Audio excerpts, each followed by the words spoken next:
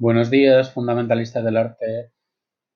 Hoy es 25 de abril de 2020, 42º día de cuarentena y vamos a ver una clase bastante cortita que se va a complementar con otra clase que ha hecho Jimena López. Y bien, esta clase, la parte que voy a hacer yo es sobre todo Lucian Freud. Es un pintor que continúa con la Escuela de Londres, que continúa en un estilo que tiene muchas similitudes con el de Francis Bacon, ¿vale? Por eso continuamos en el bloque 10.2, figuración de posguerra o figuración de la segunda mitad del siglo XX, porque ya nos vamos a ir hasta los años 80 e incluso los años 2000. Como veis, Lucian Freud nace en el año 22 en Berlín y muere en el 2010 en Londres. Y bueno, cuando hagamos Lucian Freud vamos a introducir la clase de Jimena viendo lo que es el arte pop, ¿vale? Bien. Eh, bueno, os llamará la atención a todos, me imagino, el apellido, ¿no? Freud, que comparte con el padre del psicoanálisis, Sigmund. Y bueno, no es casualidad, puesto que es su nieto. De hecho, el padre de Lucian, que era arquitecto, se trasladó con su familia a Londres en el año 31 y ayudó desde Alemania, bueno, debido a, en el año 33, perdón, debido bueno, pues que era judío y que Hitler ganó las elecciones. Y después, unos años después, cuando Freud, antes de que los nazis eh, hicieran el Anschluss, o sea, es decir, que incorporaran Austria, pues ayudan a que fuera Sigmund, el psicólogo, a Reino Unido. Es decir, que esto es un poco lioso. Simplemente que la familia de Lucian se muda a Inglaterra, ¿vale? Cuando él tiene todavía 11 años, cuando es un niño, y ayudan a que su abuelo, el famoso psicólogo, psicoanalista, se trasladara a Londres, que es donde fallece Sigmund Freud, ¿vale? Bueno, simplemente que lo consideramos un pintor inglés de la Escuela de Londres, pero de nacimiento es alemán, ¿vale? Bueno, aquí está este cuadro que os pongo como ejemplo, pues es de su primera etapa, que vamos a ver que tiene dos etapas muy diferenciadas, las dos figurativas, pero la primera vais a ver que es bastante diferente con esa línea tan preciosista, tan precisa, esa pincelada definida. Y la segunda vais a ver que se caracteriza por los desnudos y la pintura mucho más empastada. Vale. Entonces, bueno, vamos a ir avanzando. Esto, a ver, vale. Sobre Bacon, Francis Bacon. Esto es Lucian Freud. Os he puesto algunos cuadros, no hace falta aprenderse los títulos, que caracterizan su estilo de la segunda etapa, su estilo más importante, ¿vale? El estilo más importante, os he puesto aquí algunas características, es figurativo, es realista, destacan estos desnudos sin idealizar, ¿vale? En estas poses también, pues como veis, como muy espontáneas, una pose que no parece en absoluto una pose de academia de dibujo, ¿no? De desnudo clásico. Pues aquí pues, muchas veces en las camas deshechas, en las camas con sábanas por el suelo, como en este ejemplo, ¿vale? Eh, También destaca pues ese tema del existencialista, de la fragilidad del cuerpo humano, de la fragilidad de la existencia humana que coincide con Francis Bacon. Veis que el color está marcado por una luz bastante fría, las pinceladas son anchas y con bastante empaste, ¿vale? En algunas zonas, pues empasta. En este cuadro no se ve tanto, pero luego vemos algún ejemplo en el que se ven esos empastes, nos recuerdan, por ejemplo, a Van Gogh eh, o, bueno, algunos de los expresionistas abstractos, ¿vale? Como Walsh, pero bueno, simplemente vosotros lo que más hemos visto en clase es Van Gogh, el maestro del empaste, ¿vale? A Rembrandt también, yéndonos más atrás, yéndonos al barroco. Bueno, también pues es evidente ese voyerismo, ¿no? Incluso el voyerismo es pues como ser un mirón, mirar una escena desde fuera sin que noten que los protagonistas de esa escena que noten que les estás mirando. Entonces, pues Freud tiene todas estas características, ¿no? ¿Ves? En este caso, pues este ángulo, este contrapicado, bastante suave, pero bueno, pues da cierta sensación de ser un un mirón. Esto se llama voyeurismo, ¿vale? Aquí otro ejemplo, pues como veis, pues tiene algo, pues eso, como ciertamente brutal, ciertamente descarnado, los colores muy fríos, hay veces que incluso pues tiene algo de cadavérico, como de cuerpo muerto los cuerpos representados, ¿no? Como en este ejemplo, veis pues que la pose no son poses nada clásicas, nada idealizadas, todo lo contrario, ¿no? Poses que no favorecen en absoluto al modelo, por eso se considera un pintor realista. No llega al hiperrealismo, que vamos a ver en la siguiente clase lo que es. El hiperrealismo es pues, un realismo fotográfico. ¿Por qué? Pues porque es evidente, se evidencia aquí, ¿vale? ¿Veis? No sé si se ve, los empastes, ¿vale? O aquí también, aquí en el vello púbico o aquí en la rodilla, se evidencian en las rodillas que es pintura, o sea, es evidente que es pintura, no hay ningún tipo de falsación, de ilusión de que es una fotografía. Es claramente pintura, pero tiene un objetivo realista, ¿vale? Bien, este bueno, es uno de los cuadros más famosos de esta segunda etapa, es del año 2000, al estilo de Cézanne. Bueno, pues es una interpretación de un cuadro de Cézanne. Ves que la ventana del cuadro de Cézanne se ha transformado en un vacío del cuadro, en esta forma recortada como de L del cuadro de Freud. Y bueno, pues los modelos están en una postura pues, algo distinta, ¿no? Pero bueno, se reconoce este tema. Es uno de los más célebres cuadros de Lucian Freud, ¿vale? Bueno, pues esa característica de los desnudos, descarnados, no idealizados, ¿no? La textura, el empaste pictórico. Vale, bueno, biografía vamos a ver muy poquito. Simplemente pues eso decir que es un miembro de la Escuela de Londres, es un pintor británico de la segunda mitad del siglo XX, nace en el año 22, de hecho le dan la nacionalidad inglesa, se alista en el ejército, pero bueno, tiene que, por un problema solo tiene que abandonar durante la Segunda Guerra Mundial, y él, bueno, empieza en los años 40 a pintar y 50 a ser célebre, un poquito después de Francis Bacon. Es bastante más joven, ¿vale? Pero bueno, aquí os destaco pues lo que hemos dicho de su abuelo, una foto de las más célebres, la típica de Sigmund Freud, y un retrato que le hace Lucian, o sea, que le hace el pintor a Francis Bacon. Este de aquí, ¿vale? Porque son amigos, ¿vale? Desde el año 59, incluso eh, ha sido el del mismo pub que va Lucian Freud todas las tardes prácticamente, ¿vale? Pues Lucian también va a menudo, o sea, son amigos íntimos estos dos pintores, tanto Francis y Lucian, ¿vale? Hasta que muere Francis Bacon en Madrid en 1992. Lucian Freud es más joven y vive bastante más, muere en el 2011, ¿vale? Bueno, la primera etapa, precisa y nítida, también vamos a ver que tiene ciertos componentes surrealistas, pues bueno, este retrato de su esposa, en 1949. Bueno, esto vamos a pasar rápido, es un recuerdo simplemente del dibujo áptico, la pintura áptica, mejor dicho, eh, la pintura táctil, la pintura áptica, la pintura de línea nítida, de contorno, en el que se distinguen claramente las partes, ¿no? En las que eh, hay una jerarquía de detalles y del general, pero se puede distinguir, te pones a mirar el pie y es un elemento en sí mismo, ¿no? Se ve toda esta precisión del dibujo, ¿no? El dibujo casi más importante que el color. Pues tenemos sobre todo a Ingres, en el siglo XIX, este romántico clasicista en particular, ¿no? La Odalisca de Ingres. Bueno, dentro de esa línea ya un poquito, si queréis, de manera un poco más libre, pues esta asociación en la que se ve dibujos que nos recuerdan a Lucian Freud como la nueva objetividad en Alemania de entreguerras, Otto Dix en este caso, también pintura áptica, pintura de límites precisos y con esa caracterización como de la carne como algo existencialista, algo frágil, y también pues una crítica social subyacente.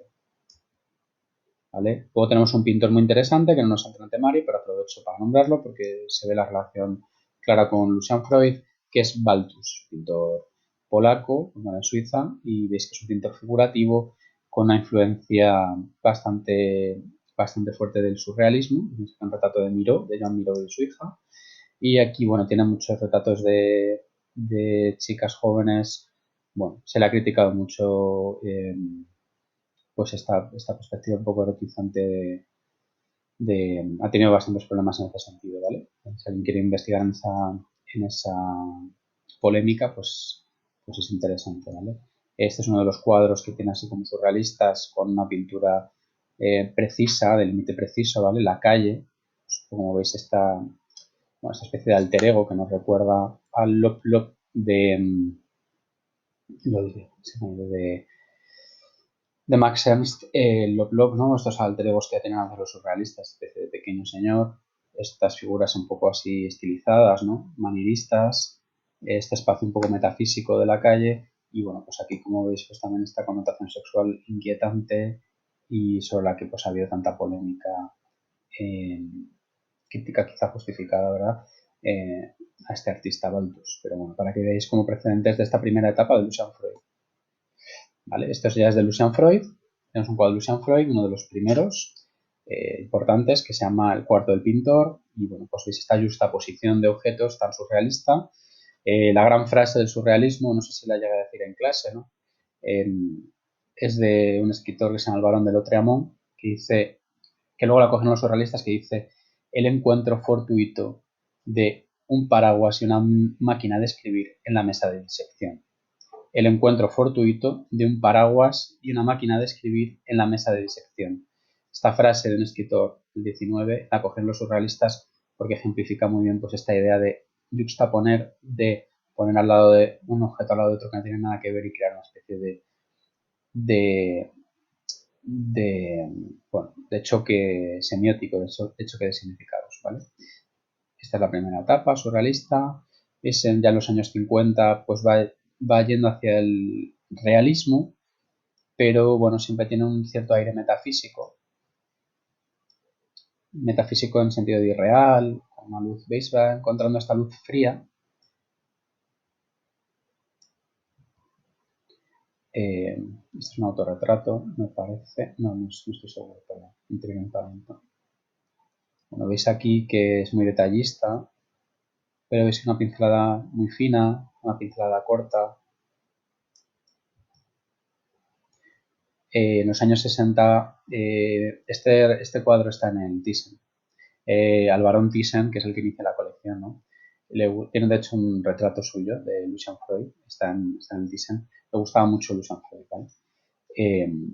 Bueno, veis, aquí es este sí que es un autorretrato, pero en el anterior creo que no. No sé. Es un autorretrato de Lucian y veis este juego de espejos tan extraño con sus dos hijos, ¿no? Sobre todo los hijos. Y va encontrando ya un estilo que es es el que nos entra, que es el más representativo del que veis una pincelada ancha, empieza a hacer empastes, ¿no? No son empastes muy exagerados, pero empieza a empastar, a densificar la pintura.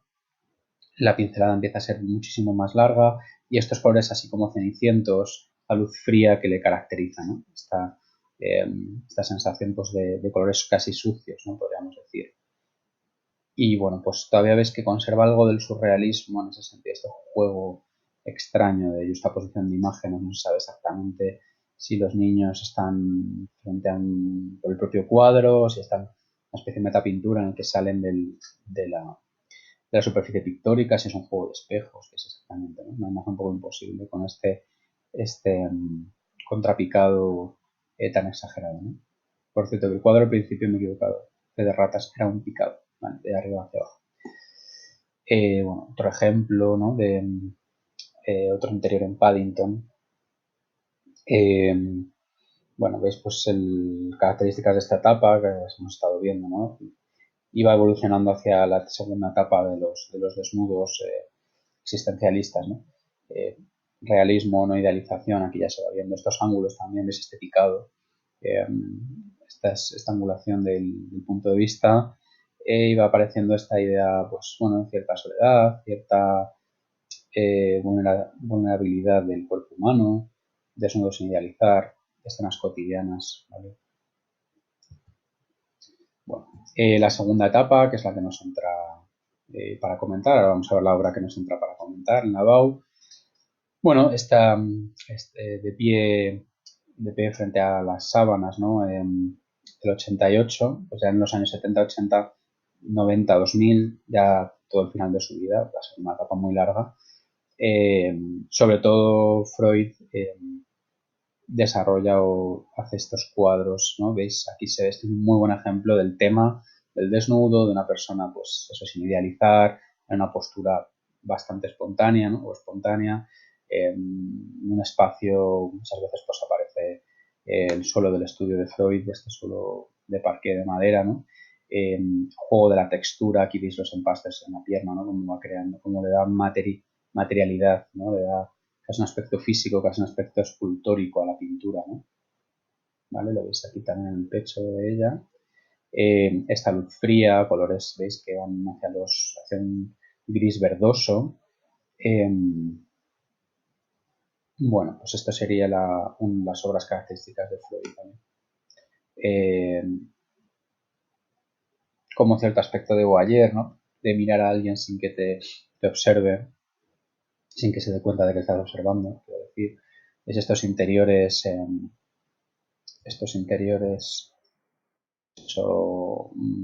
desordenados muchas veces, estas sábanas casi, pues eso, camas deshechas, cierta sensación de suciedad a veces, ¿no? A ver. Bueno, este es uno de los más famosos de los años 90, ¿no? Supervisora de beneficios, aquí tenéis creo que está en la Tate Gallery, tenéis a la protagonista, ¿no? Vestida, posando frente a su retrato, que es este de aquí, ¿vale? Bueno, pues esa reivindicación de la normalidad, esa reivindicación de un cuerpo sin idealizar, ¿vale? Pues lo tenéis aquí. Reivindicación de lo cotidiano, reivindicación de lo real frente a lo ideal. Vale, pues aquí se podría hacer muchísimo análisis de los cánones de belleza, de la fotografía de moda, de la fotografía, si quieres hoy en día que se hace pues, en Instagram, incluso se podría hacer una comparación de la pintura de Lucian Freud con la visión de la pornografía, en fin, muchos análisis que hacer, ¿vale?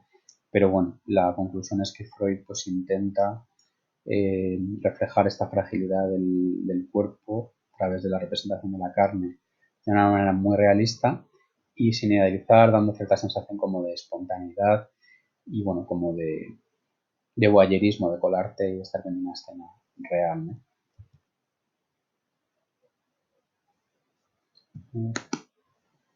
Vale, este es el cuadro que nos entra para analizar, ¿vale?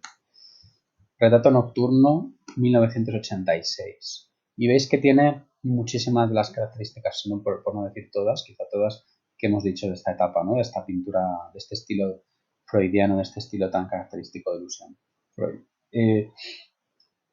Una protagonista desnuda, la modelo sobre la cama, la angulación del punto de vista pues es un picado, ¿no? Desde arriba, la mirada perdida, una sensación como de intimidad, que está relacionada con esta idea, pues eso, de ver una escena real a través, pues eso, de un agujerito de la pared, ¿no? Esta sensación de voyeur.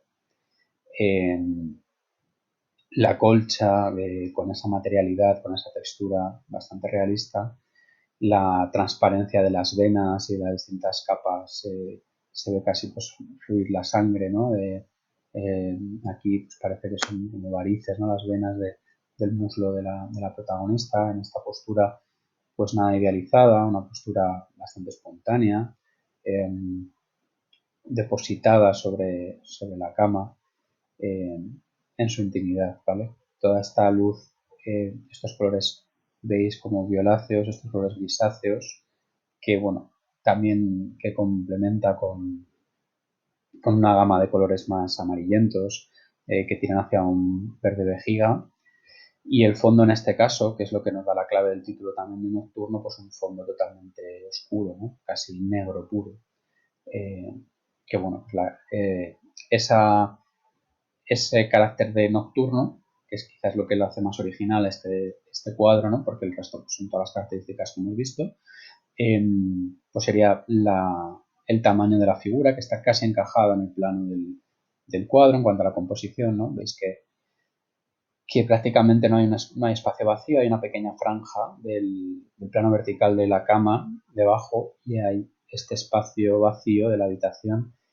Y la clave que nos da esa nocturnidad, ese carácter de nocturno, pues es la oscuridad del fondo y también pues estos tonos amarillentos que hemos dicho pues serán probablemente de una luz, es una luz más incandescente, una luz de una bombilla normal, ¿no? Frente a esa luz diurna que hemos visto en otros cuadros que es mucho más fría, mucho más blanca, ¿no? Bueno, que ya hemos hablado en fotografía, ¿no? De la luz cálida, luz fría, pues en este caso es verdad que sigue habiendo una paleta ciertamente fría, ¿no? Todos estos tonos se percibe a pesar de la luz amarilla que incide, ¿no? En estas zonas, ¿no? Se ve como una luz cálida, a pesar de eso se ve perfectamente lo blanco, ¿no? Lo mortecino, la tez mortecina, la tez tan blanca de la persona retratada, ¿no? Bueno, tengo aquí la ficha, vamos a ver, tengo una ficha, si queréis pues la podemos leer. Es una colección particular, por lo tanto no está expuesta en ningún museo de manera permanente. Nueva figuración británica, que es otra manera de llamar a la Escuela de Londres, junto a Bacon y Auerbach, que es otro pintor que luego vamos a nombrar. Familiares, amigos desnudos, vulnerables, pues esto es importante, que fijaos que nos lo había dicho, ¿veis? Está bien por eso leer estas fichas. Muchas veces no son modelos, a veces sí que se hace pintura por encargo, ¿vale? Vamos a ver ahora algún caso, pero en general él pinta familiares, amigos, prescinde de comunicar sentimientos. Bueno, en este caso es verdad que no hay, la mirada de los protagonistas no transmite demasiada psicología, ¿no? No hay una mirada psicológica, no se acaba de ver la personalidad del retratado, ¿vale?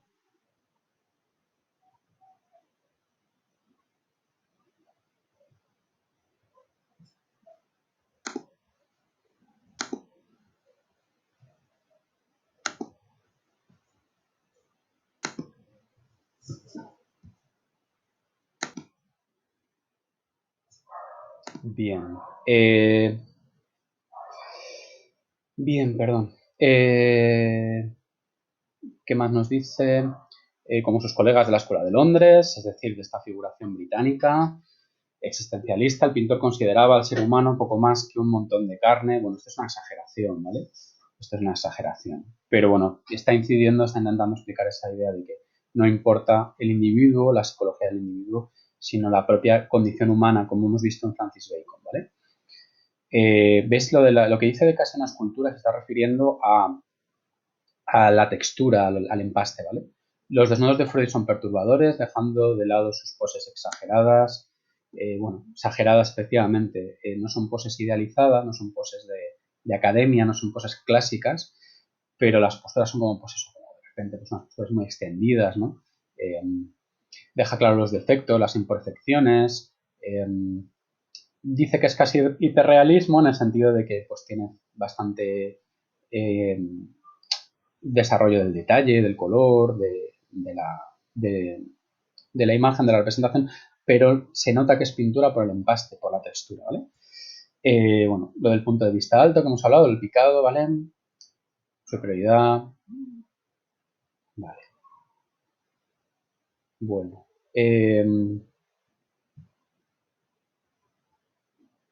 Bueno, esto que dice de cuerpos extremos, a mí personalmente no me gusta, porque ella está haciendo un juicio de valor, ¿no? Se está refiriendo pues a esta mujer, el retrato que hemos visto antes, ¿vale? Por ejemplo. Es profesora de beneficios, pues sí, pues una mujer que tiene obesidad, pero bueno, yo no lo veo tan claro. Vamos a ver algún ejemplo. Hace un autorretrato muy famoso, bueno, vemos los ejemplos, ¿vale? Pero bueno, y es cierto que en algunos cuadros finales ya empiezan a meter un carácter más psicológico, pero bueno. Alguna de las obras de su última etapa, ¿vale? Pues por ejemplo, este autorretrato, quizás sea la obra en la que mejor se ve el empaste, ¿vale? y queréis decirlo en italiano y quedar así como super guays, impasto.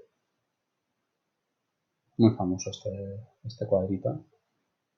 Luego fue muy célebre pues este encargo del retrato de Isabel II, de la reina, ¿vale? Nuevos encargos. Está en un formato, pequeño formato. Reduce los formatos con el tiempo. Perdón. Y, ay, a ver, aquí tenéis el retrato de la reina. Evidentemente no está desnuda. Y sí que, pues por ejemplo, este retrato de la actriz y de la modelo Kate Moss, también fue bastante célebre, en el año 2002, ya en la etapa final, muy mayor, unos 80 años, tenía ya aquí, creo que 80, San Freud, ¿vale? Bueno, otro pintor de la Escuela de Londres, de esta figuración existencialista británica, Frank Auerbach, también otro alemán que huye de Alemania, ¿vale? De niña, muy parecido a la biografía de Louis Manfred en ese sentido. Nada, simplemente para que veáis otro pintor de esa misma escuela, ¿vale? Y bueno, de esta escuela de Londres, pero más joven, Paula Rego, que tiene también cierta relación, es además familia de Ron Mueck, que es un escultor que vamos a ver más adelante, pero es una pintora importante, ¿vale? Portuguesa, pero bueno, vive hoy en día en Londres y también pues, es parte de esa, un poquito más fuera, pero bueno, en un sentido amplio podemos decir que es parte de la Escuela de Londres. Paula Rego, muy interesante. Eh, por ejemplo, este tríptico muy famoso, tríptico del aborto, ¿no? Es donde se ve la experiencia psicológica de una mujer que aborta. Bueno, voy a introducir la clase de Jimena. Simplemente hemos visto hemos visto esta figuración existencialista, más expresionista en el caso de Bacon, en el caso de Jean Freud más realista, aunque es verdad que tiene un punto también que podéis encontrarle, ¿no? Si lo analizáis, expresionista en el sentido de la textura, de cierta deformación muy leve, pero sobre todo realista, ¿no? Y bueno, vamos a ver el pop. El pop es un movimiento, es un estilo, surge a finales de los 50 en Reino Unido, Estados Unidos, se desarrolla sobre todo en los años 60 y se caracteriza por reutilizar o interpretar elementos de la cultura de masas, del cine, de las revistas, de la publicidad, etcétera, ¿vale? De eso se trata.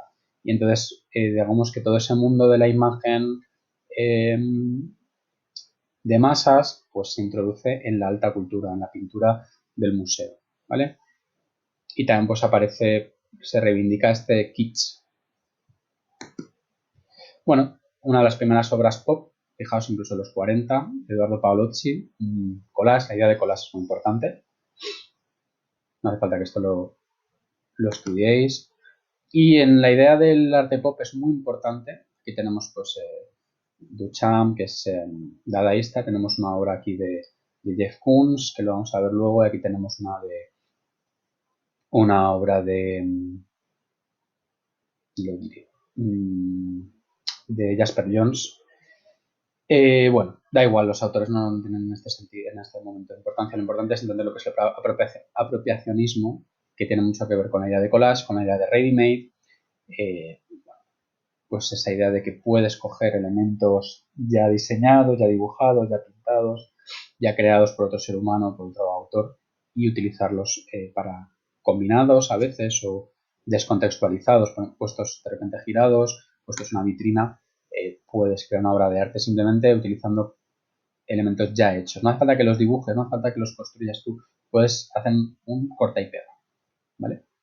Siempre diciendo que es un corta y pega, ¿vale? Esa es la diferencia, pues no es delito. Y en diseño es más complicado esto, ¿vale? Pero en artes el apropiacionismo es esto y está muy extendido hoy en día. Y el pop, ya ves que aquí esto es dadaísta, pero el pop lo utiliza muchísimo, el apropiacionismo. Precedentes el collage, dadaísmo, el surrealismo, bueno, nos está diciendo, el surrealismo, esta obra de Magritte, nos está diciendo que no confiemos en las imágenes y tiene que ver con esta idea del pop, ¿no? Y en este caso, el expresionismo abstracto sería el estilo anterior al pop, y el pop es una rebelión contra, es la siguiente generación que se revela contra estos mismos, ¿vale? Otros estilos tampoco que son muy distintos al pop, el arte concreto, la abstracción de borde nítido, hard edge painting también, ¿no? Pues hemos visto, por ejemplo, la construcción lineal del espacio, el arte cinético, es otra cosa, ¿no? Son estilos anteriores al pop y que el pop un poco rompe con esa racionalidad, ese aspecto científico, ¿vale? El minimalismo que surge de esta, que hemos hablado en diseño, ¿no? Que surge de esta abstracción de borde duro, de esta abstracción geométrica, Mondrian, en origen, Malevich, los rusos, ¿no? Vale. El OPAR, que también es una evolución, pues, que intenta también encontrar a veces el movimiento, la paradoja, el efecto visual. Bueno, eso sería como precedentes, ¿vale? Algunos tienen más que ver, como el dadaísmo, con esta idea además como de algo divertido, de algo irreverente, de algo, pues eso, con sentido del humor, y el surrealismo también intentando, pues a veces jugar con las imágenes, ¿vale? Jugar con el significado. Y estos estilos, pues más individualistas, más pictóricos también, o más racionales, como esta abstracción, pues serían otra línea de artística muy distinta al pop, ¿vale? El pop, pues veis, por ejemplo, el pop británico, en los años 50, Richard Hamilton, este collage maravilloso, se llama ¿Qué hace a los hogares de hoy en día tan diferentes, tan atractivos? ¿No? Es una de las primeras obras de pop art y veis cómo hace una crítica social pues a la sociedad de consumo, el consumismo. El pop americano se recibe su nombre por esta exposición en el 62, ¿vale? En el MoMA, que se llama Simposio del Arte Pop. Y tenemos algunos artistas como Jasper Jones, que hemos visto antes una obra, que no me salía el nombre, que veis que hace sobre todo banderas de Estados Unidos, pero las reinterpreta técnicamente, ¿vale? Hace pues, esto, collage y óleo, ¿vale? Y bueno, en cáustica, y sobre todo pues destaca Andy Warhol, por ejemplo, esta obra, Díptico de Marilyn, 1962, hecha con serigrafía, que es una técnica de grabado, y veis pues cómo juega con la repetición, con esta idea de la obra de arte repetida que coge pues el mundo de la publicidad, de los carteles que hay por la calle, de las revistas, de la televisión, que ya en esta época tenía bastante importancia, del cine. Y bueno, Marilyn se había suicidado, por cierto, poco antes, ¿vale? O sea que en este momento pues hacer esta obra también tenía más significado distinto, ¿no? Veis pues cómo juega también pues con la imagen que se va deshaciendo. Esta obra es muy, muy interesante también, esto por el momento en el que se hizo, ¿vale? La idea del icono de masas, de los referentes culturales, Marilyn Monroe, ¿vale? La actriz, pues eso, más célebre de este momento prácticamente. La idea de la sensualidad femenina, esa persona, Marilyn Monroe, que muere trágicamente en el año 62. Roy Lichtenstein, que coge toda esa estética del cómic, esta es muy famosa, One, pero tenemos alguna obra posterior, por ejemplo, esta está en Reina Sofía, ¿vale? En el patio, pincelada. Clash Oldenburg, que juega, veis esto como con cierto realismo, pero bueno, veis esta especie de hamburguesas que recrea de manera bastante realista, tiene algo casi de repugnante, si me lo permitís, ¿no? Y aquí pues juega con la escala, este lápiz de labios sobre un tanque, y bueno, muchas sugerencias, ¿no? Parece surrealista, esto sea pop, juega con las imágenes, ¿no? De la cultura de masas. Bueno, y esta parte que es la que va a desarrollar Jimena, os voy a poner ahora a continuación, os pongo su presentación, que es de David Hockney, que es otro artista británico.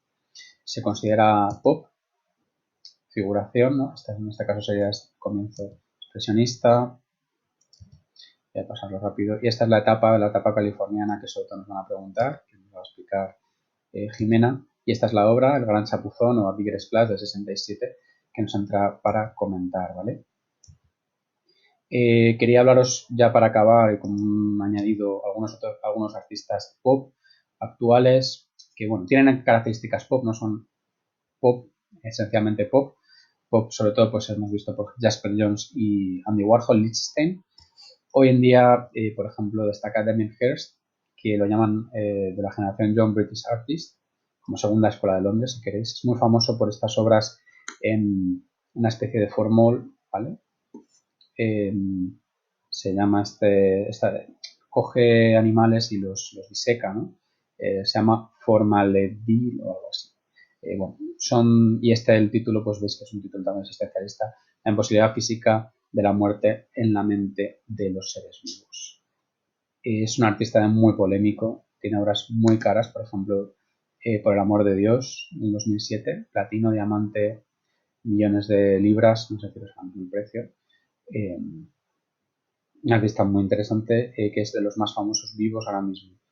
Probablemente de artistas vivos sean de los más cotizados y famosos hoy en día, ¿vale? A día de hoy. Por ejemplo, esta obra la acaba de hacer con motivo del coronavirus, ¿vale? De la epidemia, se llama Arco Iris de mariposas. No sé, hace unas semanas o menos, y está hecha en homenaje de los médicos. Bueno, hablaros nada muy rápidamente de Jeff Koons, que es americano en este caso y continúa en cierto modo el pop. Y la idea de kitsch, es de los que más desarrolla la idea de kitsch. La idea de banalidad, la idea de superficial, de juguetón, que Warhol desarrollaba tanto también, ¿vale? Por ejemplo, el Papi, esta mascotita de 1992, que está en el Guggenheim de Flores, en de Bilbao. Y, por ejemplo, pues aquí se ve muy bien esta escultura, ¿vale? Porcelana, con el dorado, pues recreándose en el kitsch. De los artistas también más famosos hoy en día vivos y es los que reivindican el kitsch. Y lo vamos a dejarlo por hoy. El próximo día vamos a ver lo que es el hiperrealismo, ¿vale? Y sobre todo en el hiperrealismo vamos a ver al artista o pintor español Antonio López y la obra que nos entra para analizar, que lo veremos mañana, Gran Vía. Muy bien, chicos, espero que estéis bien, espero que os haya gustado la clase de hoy y os voy a subir el formulario enseguida. Un saludo, buen fin de semana.